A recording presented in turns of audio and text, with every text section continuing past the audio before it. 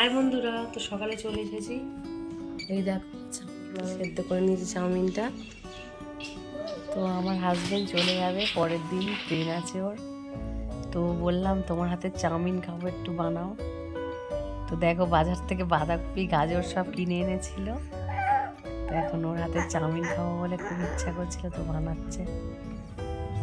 তো অনেক মনটা খারাপ লাগছিল, চলে যাবে। তো কিছু কাজ করতে ইচ্ছে, মনটা তো খারাপ। তো ওই বানাচ্ছিল, ওর মনটা খারাপ ছিল তো ওই বানাচ্ছিল, কারণ ওর হাতে আবার কতদিন পরে আসবে, খাবো।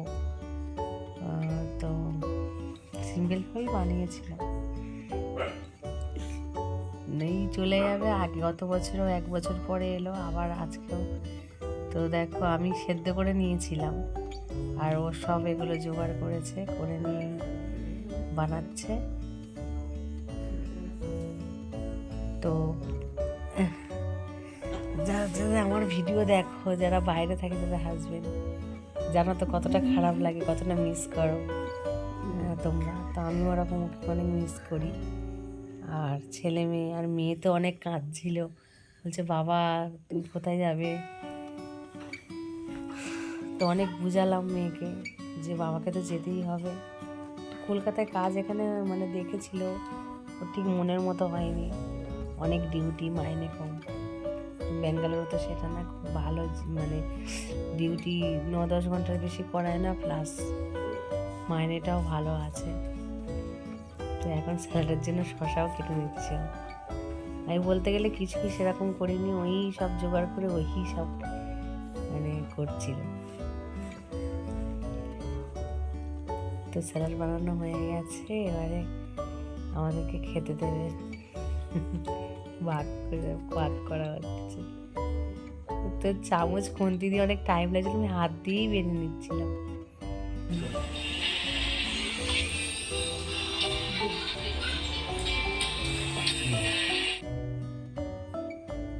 দেখো আমাদের ঘরের কাছে ডাঁটা হয়েছিল, তোমাদেরকে দেখাতে পারিনি, পাশেই আমাদের সজনে গাছ আছে, বাবা লাগিয়েছিল, এখন আমরা খাচ্ছি সেই সজনে গাছের ডাঁটা। তো ডাল দিয়ে বানিয়ে নিচ্ছিলাম সজনে ডাঁটাটা, খুব সুন্দর, একটুতেই একদম। সেদিনকে একটু মাংস বানিয়ে নিয়েছিলাম।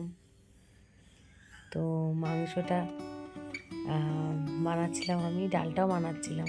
ও টিফিনটা করেছে, আমি মাংসটা করেছি। তো আমার দিদি সমর্পণকে খাওয়াচ্ছে, ভাত খাওয়াচ্ছে। তো এটা রাতের বেলা ভিডিও হচ্ছে। ও চলে যাবে বলে আমার একটু অভিমান হয়েছিল, চলে যাচ্ছে, একটু কষ্ট লাগছিল। তো আমি বাইরের দিকে চলে এসেছিলাম কাকিমাদের বাড়ি। তো এসে বসেছিলাম, ও ওকে বলে আসেনি, ও খুঁজতে খুঁজতে চলে এসছে। তো আমার ভাইয়ের বউ লাচ্ছা পরোটা করছিল, আমার ভাইয়ের খুব খাওয়ার ইচ্ছা হয়েছিল, তো নতুন করছিল, তো একটু গুলিয়ে যাচ্ছিল আমার ভাইয়ের বউয়ের। তো দেবাশিস বললো দাও আমি বানিয়ে দিচ্ছি, বলে ওর সঙ্গে ও হাত লাগাতে শুরু করে দিয়েছে। আর এইদিকে ভাই বলছে তোদের গরম লেগেছে, দেবাশিস তো ঘেমেও যাচ্ছে, তো ফ্রিজেও রসনা বানিয়ে রেখেছিল, আমাদেরকে বের করে দিচ্ছে। তো দেখো লাচ্ছা পরোটা কি সুন্দর করে, আমিও পারি না, আমি পারি না। তো নানান রকমভাবে, অনেক রকমভাবে বানাচ্ছিল, একরকম না, নানান রকমভাবে বানাচ্ছিল। তো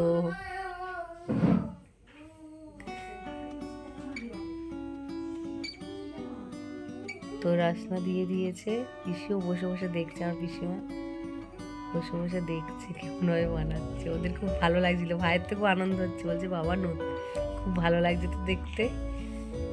ভাই হাসছে দাঁড়িয়ে দাঁড়িয়ে। আর দুজনের দুটো রাজনা দিয়ে দিয়েছে। আর আমার ভাইয়ের বউ তো বক বক বক বক করছে, দাদা কি খুশি। তো দেবাশিস করলাম ভাজো, তা বলছে, ভাইয়ের বউ বলছে না না, ও তো কাজ করতেই দিতে চায় না কাউকে, যে না না না না দাদা ভাজবে কেন, আমি ভাজছি। তো নিজে নিজেই ভাজতে শুরু করে দিয়েছে। তো আমার ভাই বা দাদা বৌদিদের সঙ্গে আমাদের খুব ভালো সম্পর্ক, আমার দাদার বউ বা ভাইয়ের বউগুলো খুব ভালো, আমাদের সঙ্গে খুব ভালো ব্যবহার করে, খুব ভালো সম্পর্ক।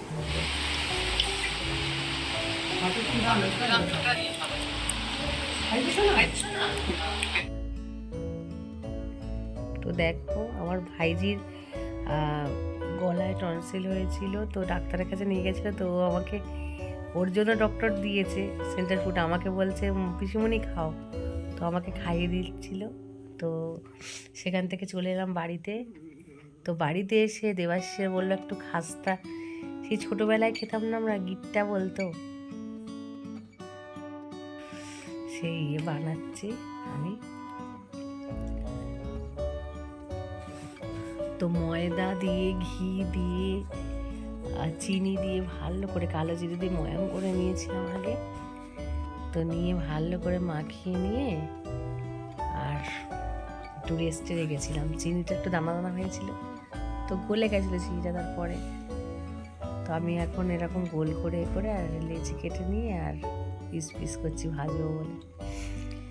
ও ট্রেনে যাবে, তো ট্রেনের খাবার একদম ভালোবাসে না খেতে, তো একদম ভালোবাসে না খেতে বলে, তো আমি ভাবলাম যে আমি বানিয়ে দিই। আমি চিড়ে ভাজাও বানিয়েছি, আমি গুলিয়ে যাচ্ছিলো মাঝে মানে নরম হয়ে গেছিলো একটু মাঝখানে, চিনিগুলো গলেছে তো, মানে আমি শক্ত করে মাখিনি, আরও নরম হয়ে গেছে। ও দেখো ভেজে নিচ্ছি এখন, তো ভাজা হয়ে গেছে, খুব সুন্দর হয়েছিল।